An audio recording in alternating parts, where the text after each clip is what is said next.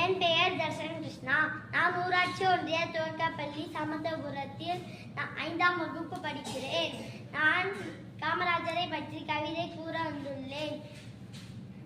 ராஜனுக்கு ராஜன் கல்லணை கட்டினார் கரிகாலன், கல்லணைகள் கட்டினார் காமராஜர். முல்லைக்கு தேர் கொடுத்தார் பாரி, கல்வி என்னும் வேர் கொடுத்தார் காமராஜர். மயிலுக்கு போரை அளித்தார் பேகன், மக்களுக்கே வேர்வை சிந்தினார் காமராஜர். மரம் வளர்த்தார், குளம் வெட்டினார் அசோகர், ஆலை அமைத்தார், மின்சாரம் அளித்தார் காமராஜர்.